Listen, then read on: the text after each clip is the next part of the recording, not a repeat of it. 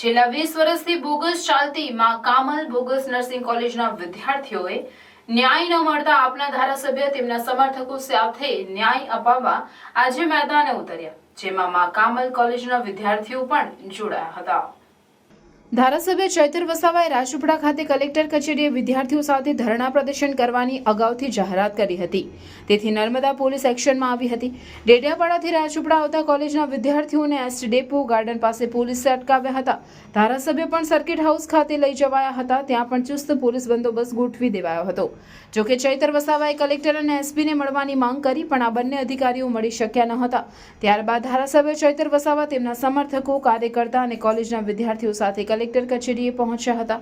LCB PI Chaudhary, town PI Gadhvi સહિતના police અધિકારીઓની સમજાવટ છતાં ધરણા પરથી ઉઠવાની ના પાડતા ધારાસભ્ય ચૈતર વસાવા અને પોલીસ વચ્ચે ઘર્ષણ, તું મેમેના દ્રશ્યો સર્જાયા હતા। ધારાસભ્ય ચૈતર વસાવાએ વધુમાં જણાવ્યું કે સરકારના નિયમો નેવે મૂકી રાજપીપળા ખાતે માં કામલ બોગસ નર્સિંગ સંસ્થા સરકારની રહેમ નજર હેઠળ ચાલી રહી છે અને વિદ્યાર્થીઓ ભવિષ્ય સાથે ચેડા થઈ રહ્યા છે અને સંસ્થા દ્વારા વિદ્યાર્થીઓના ઓરિજિનલ ડોક્યુમેન્ટ પરત ન આપવાના કારણે, તેમની ફી પરત ન આપવાના કારણે અને વિદ્યાર્થીઓ સાથે છેતરપિંડી કરવામાં આવી છે। વિદ્યાર્થીઓનું ભવિષ્ય અંધકારમય બની રહ્યું છે। વધુમાં ધારાસભ્યએ આ સંસ્થા સામે આક્ષેપો કરી તેમની પાસે એનસીઆરટી કે યુજીસીની માન્યતા સરકારે પણ જાહેર કરી છે કે રાજપીપળાની સંસ્થાને માન્યતા નથી તો પરીક્ષા અપાવી ડિગ્રી આપે અથવા ફી પાછી આપે, એવી માંગ સાથે તપાસ કરવા પોલીસને રજૂઆત કરી હતી, પણ 20 દિવસ થયા છતાંય ન્યાય ન મળતા આજે ધરણા પ્રદર્શન કરવાની ફરજ પડી હોવાનું જણાવ્યું। હજુ સુધી કાયદેસરની કાર્યવાહી થયેલ ન હોવાનું જણાવી પોલીસ સાથે 2 કલાકની રકઝક બાદ કલેક્ટર કચેરીથી ધારાસભ્ય અને વિદ્યાર્થીઓનો રસાલો રેલી સ્વરૂપે નીકળી સૂત્રોચ્ચાર સાથે જિલ્લા પોલીસ અધિક્ષકની કચેરીએ ચુસ્ત પોલીસ બંદોબસ્ત સાથે રસાલો એસપી કચેરીએ પહોંચ્યો હતો અને પોલીસ વડા પ્રશાંત સુંબે, ધારાસભ્ય ચૈતર વસાવાને વિદ્યાર્થી વાલીઓ સાથે ચર્ચા કરી હતી।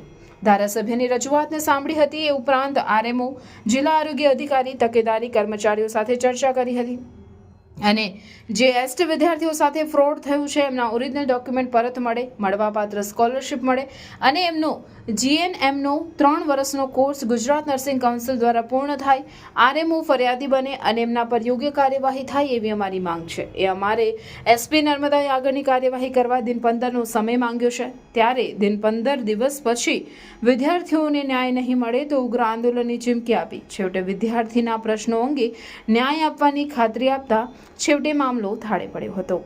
માં કામલ ફાઉન્ડેશનને લઈને એસપી સાહેબ સાથે આજે બેઠક થઈ, શું ચર્ચાઓ થઈ, શું એનું નિરાકરણ આવ્યું છે? આ માં કામલ ફાઉન્ડેશન દ્વારા અહીંયા એક સેન્ટર ઊભું કરવામાં આવ્યું છે અને એની બેંગ્લોર યુનિવર્સિટી સાથે સંલગ્ન છે એમ કરીને આદિવાસી વિસ્તારોમાં અમારી દીકરીઓના ઓરિજિનલ ડોક્યુમેન્ટ એમણે લીધા છે અને 2,97,000 જેટલી ફીસ પણ 3 વર્ષની લીધી છે, છતાંય કોઈ પણ જાતની પરીક્ષા, કોઈ કોલેજ કે કોઈ તાલીમ કે કોઈ કોચિંગ કે કોઈ પણ જાતની પ્રેક્ટિકલ કરાવવામાં નથી આવી।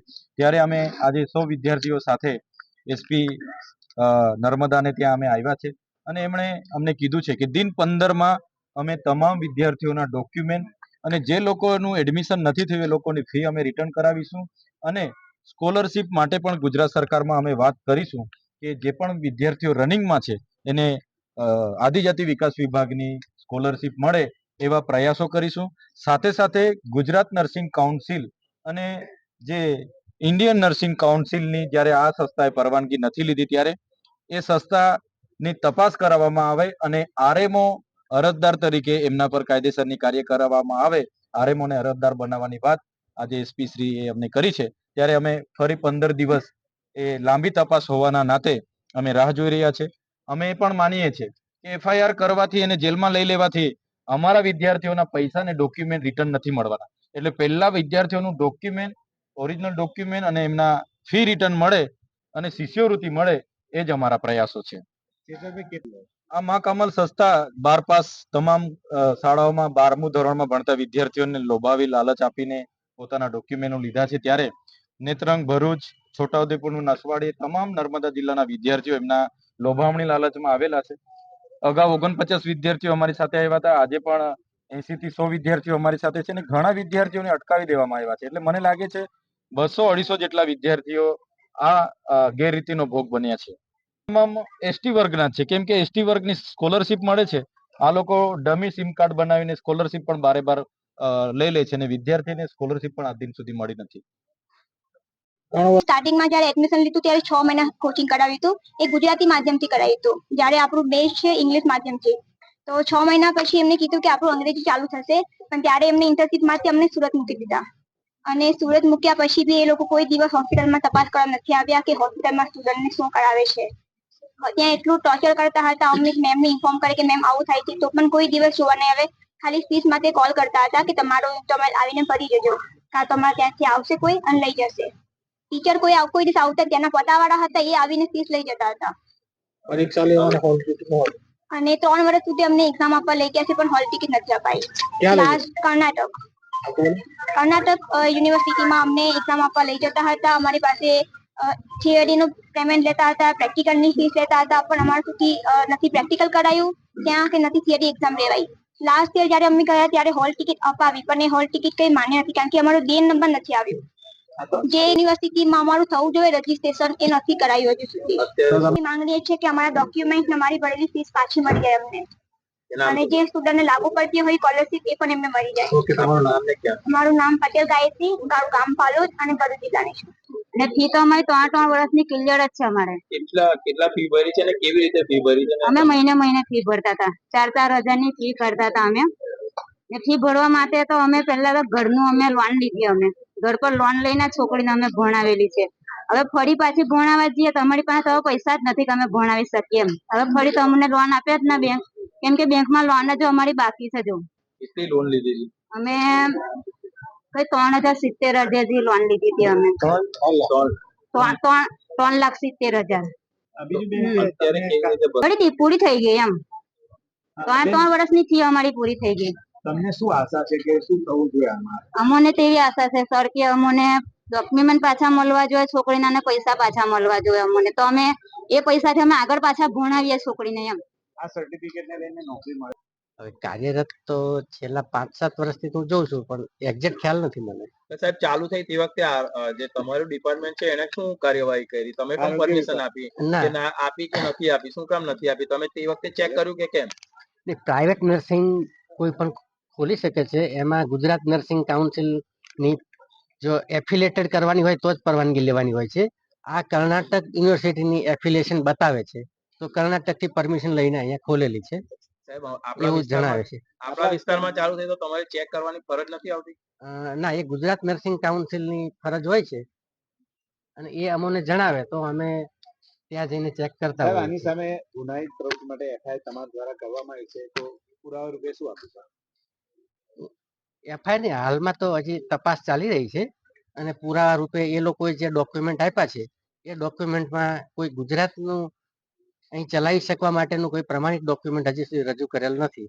હવે આગળ તપાસ SP સાહેબ દ્વારા ચાલશે, અને આગળ પછી. તમારા મંતવ્ય શું છે? બોગસ છે કે કેવું છે? સંસ્થા કેવી છે? બોગસ એટલે એ લોકો અહીંયા એફિલિએશન સેન્ટર હોય અને એ લોકોને કાયદેસર ટ્રેનિંગ આપી અને 3 વર્ષની પરીક્ષા લઈ અને કર્ણાટક યુનિવર્સિટી દ્વારા જો સર્ટિફિકેટ નર્સિંગનું આપવામાં આવે અને એ ગુજરાત નર્સિંગ કાઉન્સિલ દ્વારા રજીસ્ટર કરીને માન્યતા આપે તો એ ગુજરાતમાં નોકરી કરવાને લાયક હોય છે. એમના સર્ટિફિકેટ મળ્યા હોય એ એમનું રજીસ્ટ્રેશન ગુજરાત નર્સિંગ કાઉન્સિલમાં કરાવવું પડે, ત્યારબાદ મળે. Validity Gujarat nursing council cross verification કરીને નક્કી કરતી હોય છે કે બરાબર છે, ત્યારબાદ જ એમને પ્રમાણિત કરે છે. વિદ્યાર્થીઓ માટે શું રહેશે સાહેબ? વિદ્યાર્થીઓ માટે રેગ્યુલરાઇઝ કરે આખું, અને એડમિશન આપીને, કારણ કે એમાં એવું કહ્યું કે ઘણા એડમિશન પણ નથી આપેલા અને પરીક્ષા પણ આપવા નથી દીધી. એટલે પરીક્ષા આપવા દે, સર્ટિફિકેટ કાયદેસર આપે અને કાયદેસર ગુજરાત નર્સિંગ કાઉન્સિલમાં પ્રમાણિત કરે, રજીસ્ટર કરાવે તો નોકરી મળી શકે.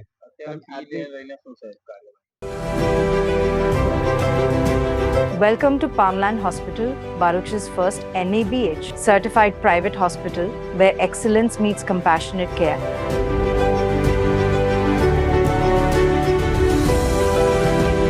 Founded by Dr. Wasim Raj, MD in General Medicine and University topper, Palmland Hospital is a testament to his vision and dedication to healthcare.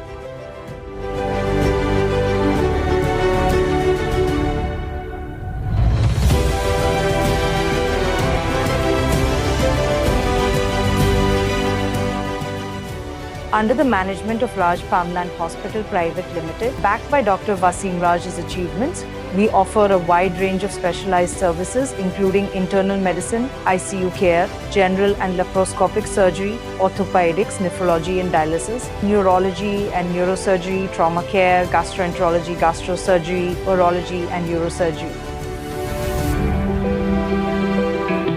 Palmland Hospital is designed with your comfort in mind. 24/7 emergency care, private rooms, advanced diagnostic labs, fully equipped modular surgical theatres and serene recovery areas. Considering industrial zones, we have expert team of doctors to handle all major industrial accidents.